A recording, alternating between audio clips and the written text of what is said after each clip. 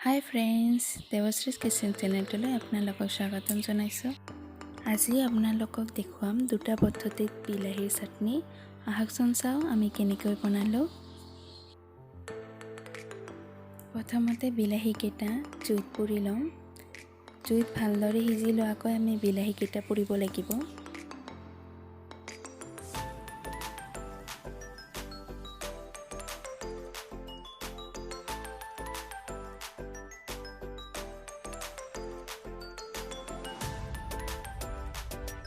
এনেকৈ লৰাই চাৰিওফালে ভালদৰে বিলাহীকেইটা পুৰি ল'ব। বিলাহীখিনি পুৰা হৈ গৈছে। এইখিনি এইবাৰ 5 মিনিটমানৰ কাৰণে অলপ ঠাণ্ডা হ'বলৈ দিম।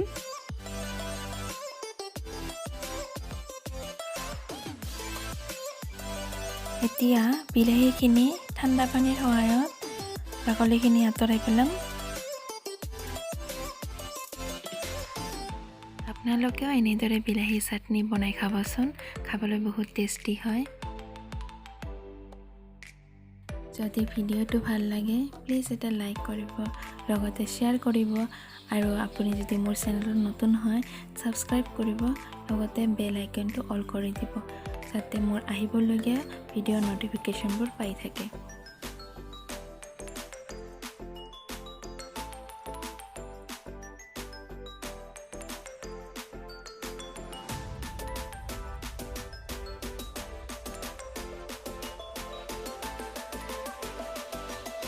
বিলাহীকেইটাৰ বাকলিখিনি এৰুৱা হৈ গ'ল। এতিয়া এটা কেৰাহীত অলপমান তেল দি তাতে কেইটুকুৰামান নহৰু আৰু প্ৰয়োজন অনুসৰি জলকীয়া অলপমান ভাজি ল'ম।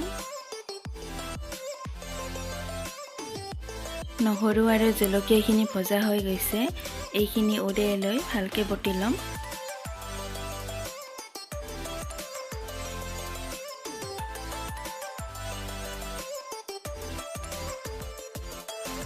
বিলাহীখিনি এটা পাত্ৰত উলিয়াই লৈ সৰু সৰুকৈ কাটি ল'ম যাতে এইখিনি মিক্স কৰিবলৈ সুবিধা হয়।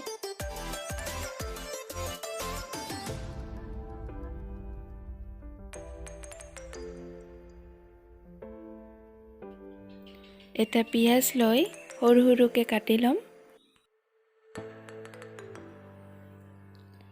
আৰু বটি থোৱা নহৰু আৰু জলকীয়াখিনি দি ল'ম।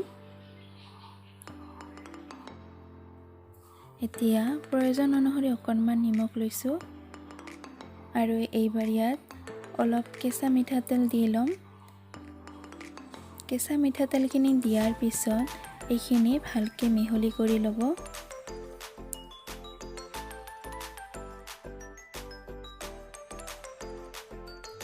হাতেৰে ভালদৰে পিটিকি ল'ব।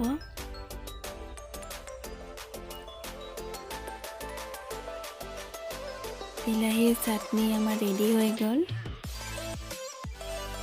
আন এটা পদ্ধতিত বিলাহীৰ চাটনি কেনেকৈ বনালোঁ আহকচোন চাওঁ। আগৰ ভিডিঅ'ত দেখুৱাৰ দৰে বিলাহীখিনি ভালকৈ পুৰি উলিয়াই বাকলিখিনি আঁতৰাই পেলাব।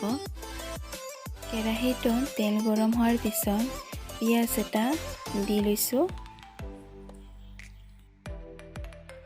এইখিনি অলপ সময় ভাজি ল'ব।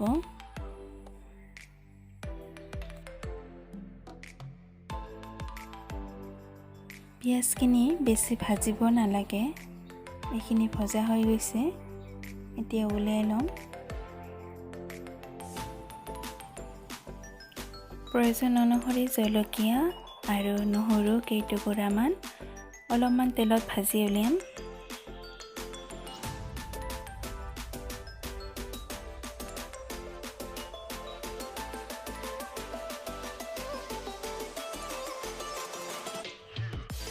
নহৰুখিনি ভজা হৈ গৈছে।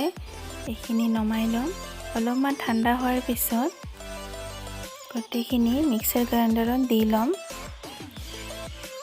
পিঁয়াজ জলকীয়া আৰু নহৰুখিনি দি লৈছোঁ আৰু টমেটোখিনিও দি ল'ম ইয়াত। আন এটা পদ্ধতিত বিলাহী চাটনি ৰেডি হৈ গ'ল।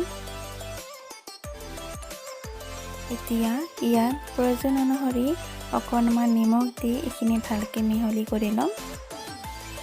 দুটা পদ্ধতিৰ বিলাহী চাটনি আমাৰ ৰেডি হৈ গ'ল। আকৌ লগ পাম নতুন এটা ভিডিঅ'ৰ সৈতে। ভিডিঅ'টো চোৱাৰ বাবে বহুত বহুত ধন্যবাদ।